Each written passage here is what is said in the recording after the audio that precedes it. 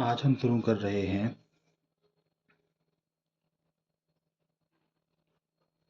MPPSC के लिए class 1।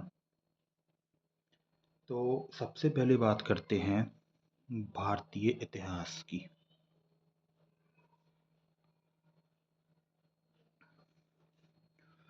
भारतीय इतिहास, इंडियन हिस्ट्री, और इसमें सबसे पहले बात करेंगे प्राचीन भारत की।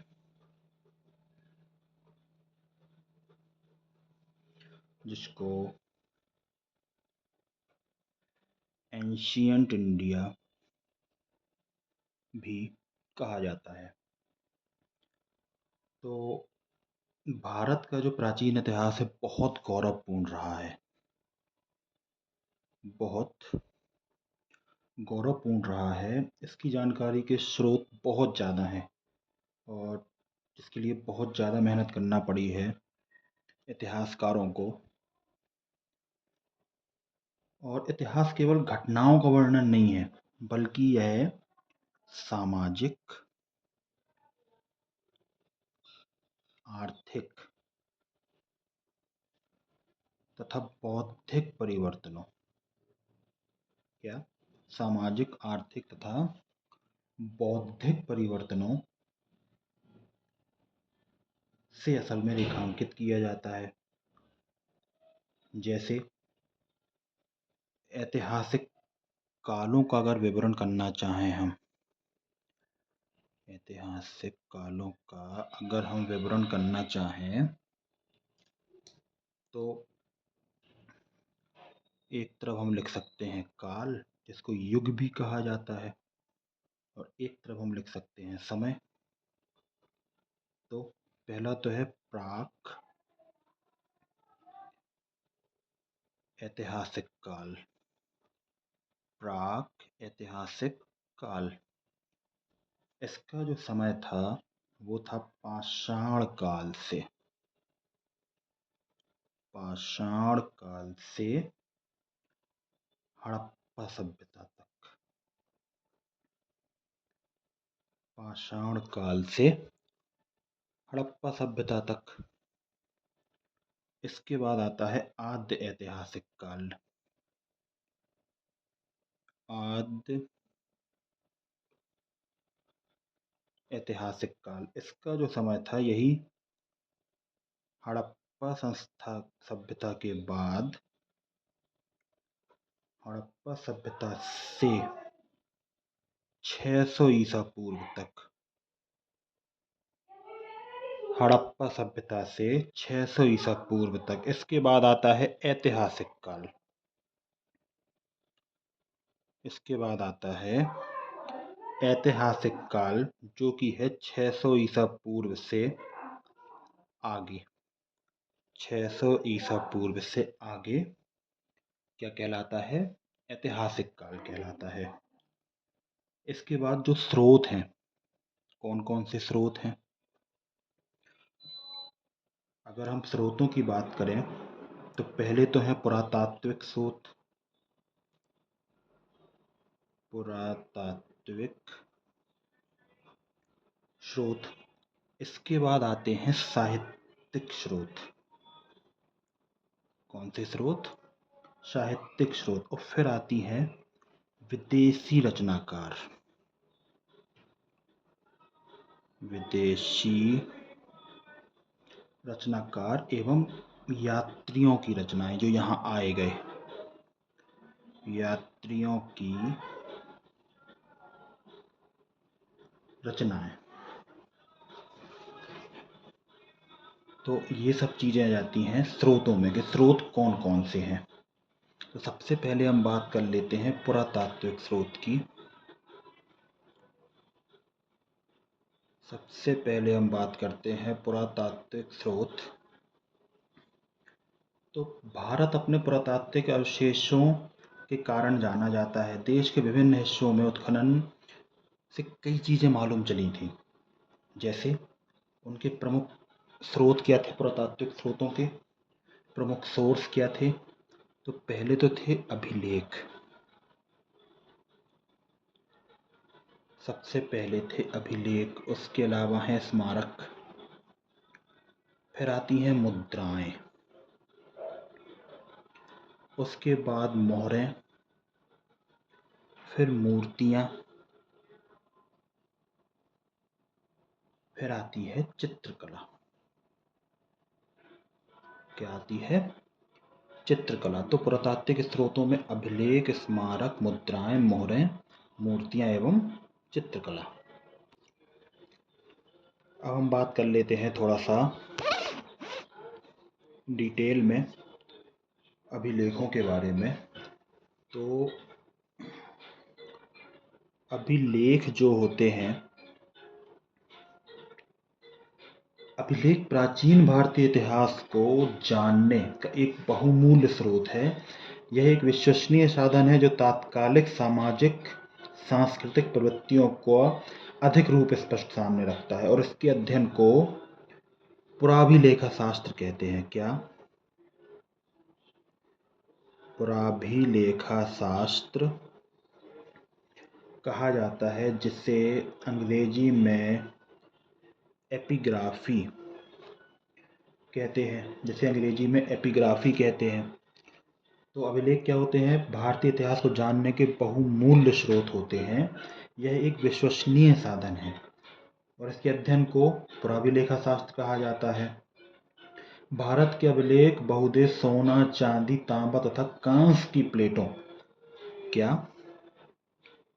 सोना, चांदी, तांबा या कांस्य की प्लेटों या पत्थरों के स्तंभों पर, कहाँ? पत्थरों के स्तंभ। इसके अलावा चट्टानों से निर्मित मंदिर तथा पकी ईंटों पर उकेरे गए हैं। क्या? चट्टानों से निर्मित मंदिर, चट्टानों से निर्मित मंदिर तथा पकी ईंटों की पर उकेरे गए हैं और इसको अभिलेखों के अध्ययन की दृष्टि से दो भागों में बांटा जा सकता है। किसमें? अध्ययन की दृष्टि से दो भागों में बांटा जा सकता है। एक तो होते हैं देशी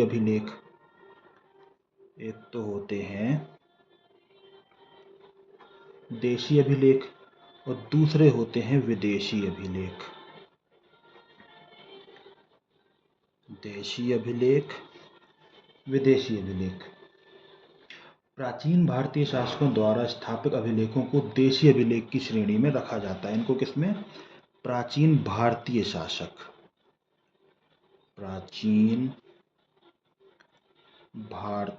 शासकों ने जो अभिलेख बनाए हैं और जिसके माध्यम से उनके साम्राज्य विस्तार, शासन, प्रबंध, कला, राजनीति के परिदृश्य का पता चलता है। अब देखो, बहुत सारे अभिलेखों के बारे में हम इस तरीके से जान सकते हैं। जैसे अभिलेखों के नाम, तो एक अभिलेख है महास्थान अभिलेख। महास्थान अभिलेख। शासक कौन थे? चंद्रगुप्त मौर्य। फिर आते हैं जूनागढ़ अभिलेख। क्या? जूनागढ़ अभिलेख। इसके शासक थे रुद्रदामन। जूनागढ़ अभिलेख के शासक थे रुद्रदामन। फिर आते हैं प्रयाग अभिलेख।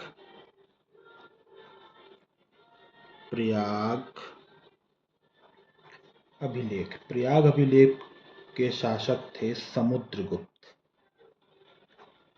कौन थे? समुद्रगुप्त।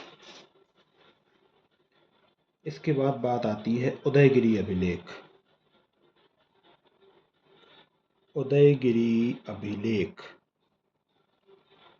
तो उदयगिरी अभिलेख के शासक थे चंद्रगुप्त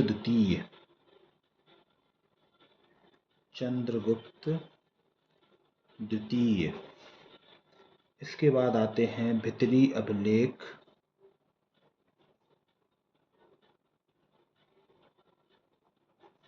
इसके जो शासक थे वो थे स्कंदगुप्त। कौन थे? स्कंदगुप्त।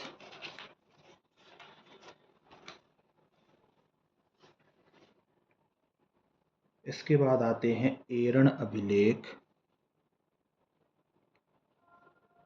एरण अभिलेख, इसके जो शासक थे वो थे भानुगुप्त। एरण अभिलेख, भानुगुप्त। और फिर आते हैं मधुबन अभिलेख।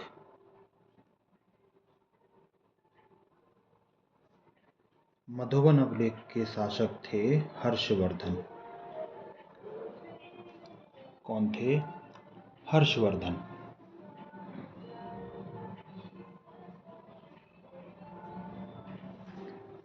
तो ये थे अभिलेख और उनके शासक कौन कौन से।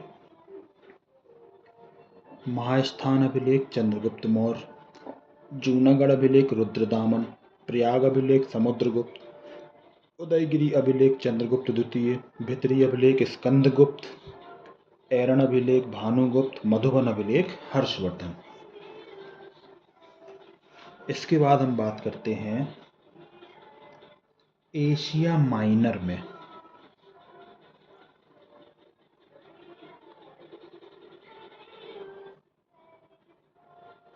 एशिया माइनर में प्राप्त बोझगाई अभिलेख से। बोगज कोई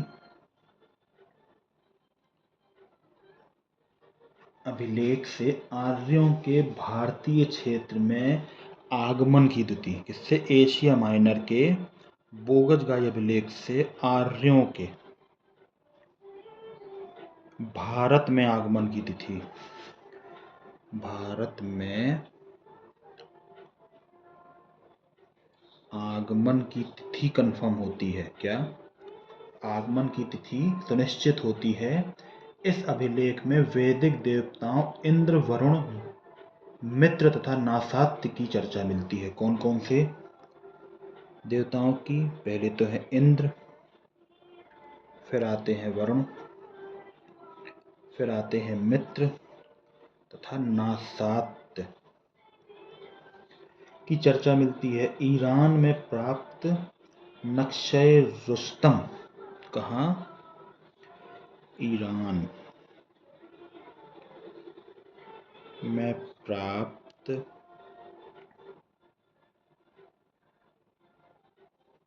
नक्शे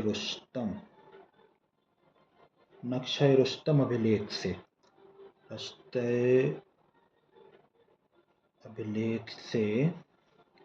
प्राचीन भारत के एशिया से संबंधों की जानकारी। अभिलेख से किससे?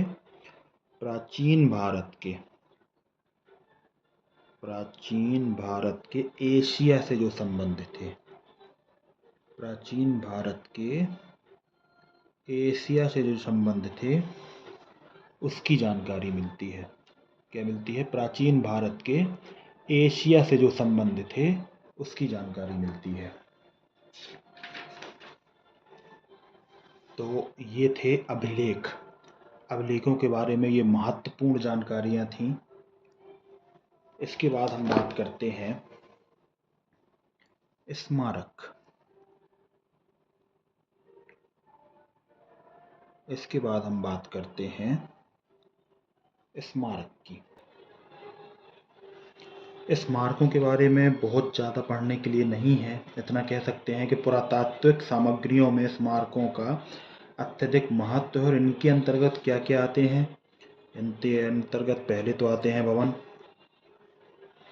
फिर आते हैं मंदिर, इसके बाद स्तूप हैं, और अंत में आते हैं विहार वगैरह। इन सबको इसके अंदर रखा जा सकता है। और इसको राजनीतिक और सांस्कृतिक दृष्टि से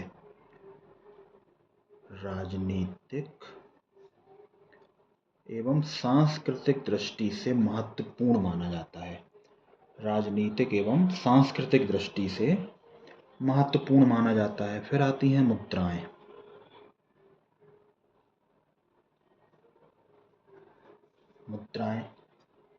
मुद्राओं के अध्ययन को मुद्रा शास्त्र कहा जाता है। क्या कहा जाता है? मुद्रा शास्त्र।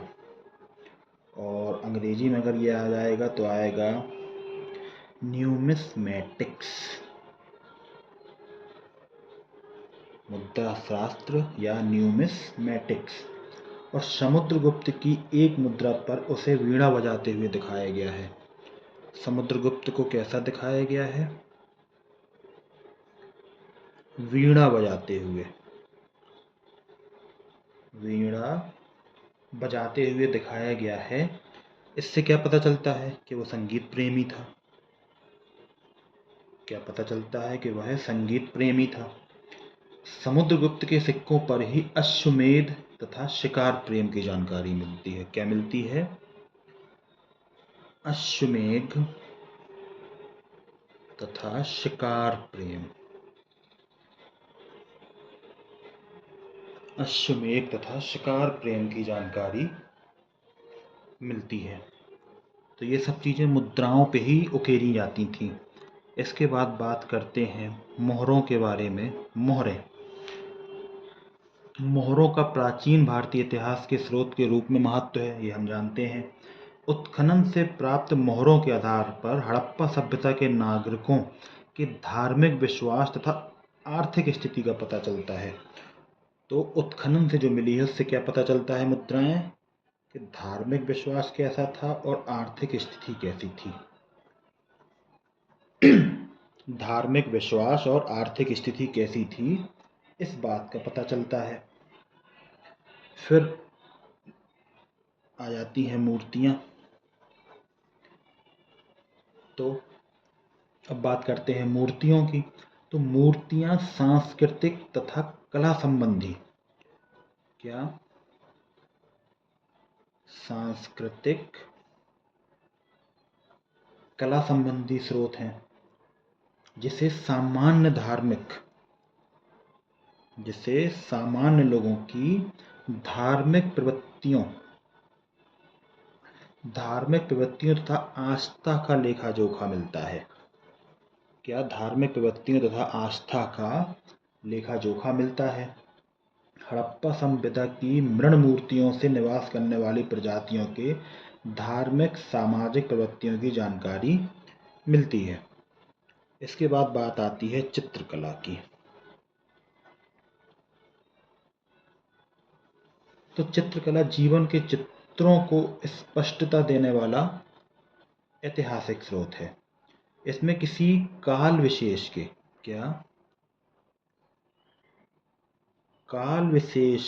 जीवन की उन्नति एवं भावुकता का पता चलता है। काल विशेष के जीवन की उन्नति तथा भावुकता का पता चलता है। तो ये हम बात कर रहे थे पुरातात्विक स्रोतों के बारे में। तो पुरातात्विक स्रोतों में इतनी ही चीज़ें आती हैं। तो इसको एक बार हम सुन लेते हैं। भारत अपने पुरातात्विक अवशेषों के कारण जाना जाता है। देश के विभिन्न हिस्सों में उत्खनन से इसके महत्व का पता चलता है। प्राचीन भारत के इतिहास को जानने के लिए ऐसे पुरातात्विक स्रोतों में प्रमुख हैं अभिलेख, स्मारक, मुद्राएं, मोहरें, मूर्तियां तथा चित्रकला। तो अभिलेख प्राचीन भारतीय इतिहास को जानने का एक बहुमूल्य स्रोत है। यह एक विश्वसनीय साधन है जो तत्कालीन सामाजिक सांस्कृतिक प्रवृत्तियों को अधिक स्पष्ट रूप से सामने रखता है। अभिलेखों के अध्ययन को पुराभिलेखा शास्त्र या एपिग्राफी कहते हैं। प्राचीन भारत के अभिलेख बहुधा सोना, चांदी, तांबा तथा कांस्य की प्लेटों अथवा पत्थरों के स्तंभ, चट्टानों से निर्मित मंदिरों की दीवारों तथा पकी ईंटों पर उकेरे गए हैं। पुरातात्विक अभिलेखों को अध्ययन की दृष्टि से दो भागों में बांटकर देखा जा सकता है, एक तो देशी अभिलेख और दूसरा विदेशी। इसके बाद एशिया माइनर में प्राप्त बोगज कोई अभिलेख से आर्यों के भारत में आने की तिथि का पता चलता है और नक्शा रुस्तम से भारत के पश्चिम एशिया से संबंधों की जानकारी का पता चलता है। उसके अलावा स्मारक से, भवन, मंदिर, स्तूप से उस समय की राजनीतिक और सांस्कृतिक दृष्टिकोण का पता चलता है। मुद्राओं के शास्त्र को मुद्रा शास्त्र कहा जाता है। बाकी मोहरे मूर्तियाँ चित्रकला से उस समय की सांस्कृतिक कला और प्रेमी संगीत प्रेमी राजा थे और इन्हीं सभी तरीके की चीज़ों का पता चलता है। तो ये थी पहली क्लास। इसके बाद हम सेकंड क्लास देखेंगे